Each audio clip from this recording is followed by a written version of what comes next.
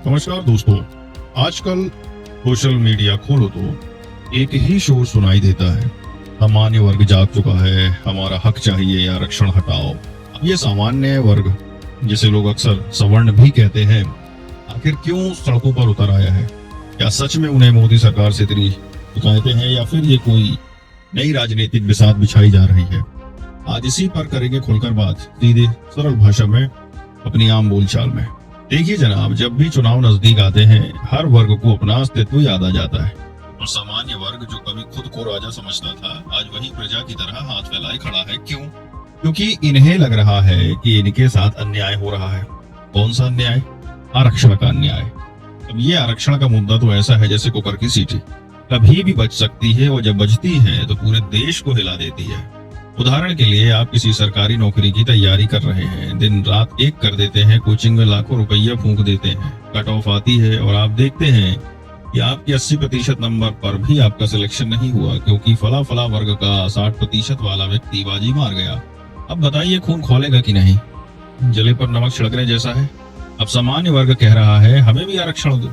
अब ये कैसी विडंबना है, जो वर्ग कभी आरक्षण का विरोध करता था, आज वही खुद के लिए आरक्षण मांग रहा है। क्या हम इतनी तेजी से पीछे जा रहे हैं कि अब सबको बैसाखियों की जरूरत पड़ने लगी है, या फिर ये सिर्फ चुनावी स्टंट है ताकि सरकार पर दबाव बनाया जा सके?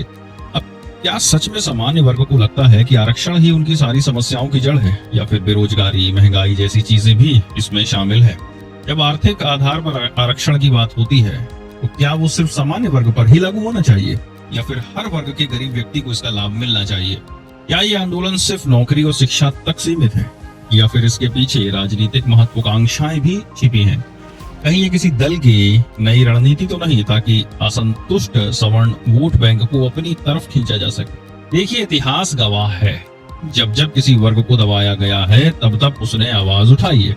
लेकिन यहाँ सवाल ये है कि क्या सामान्य वर्ग को सच में दबाया जा रहा है, या फिर उन्हें बराबरी पर लाने की कोशिश की जा रही है जो उन्हें पसंद नहीं आ रही?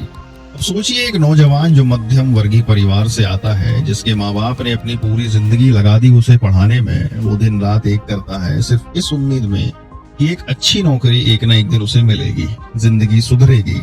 लेकिन जब उसे पता चलता है कि उसका सपना आरक्षण की तलवार से कट गया है, तो दिल टूटता है।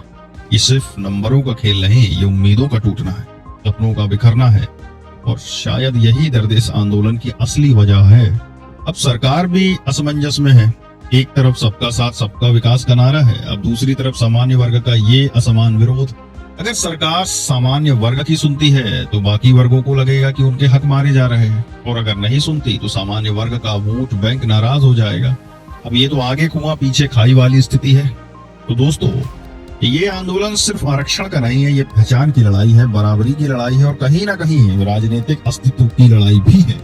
देखना ये होगा कि क्या ये आंदोलन सिर्फ चुनाव तक सीमित रहेगा, या फिर सच में कोई बड़ा राजनीतिक अस्तित्व बदलाव लेकर आएगा। आज के लिए इतना ही मेरे दोस्तों। उम्मीद है आपको ये विश्लेषण पसंद आया होगा। अपने विचार कमेंट बॉक्स में जरूर साझा करें। क्या आप इस आंदोलन से सहमत हैं? क्या आपको लगता है कि सामान्य वर्ग के साथ अन्याय हो रहा है? मैं हूं आपका वकील दोस्त एडवोकेट राहुल लखेरा। जल्द मिलेंगे एक नए मुद्दे के साथ। तब तक के लिए नमस्कार, जय हिंद।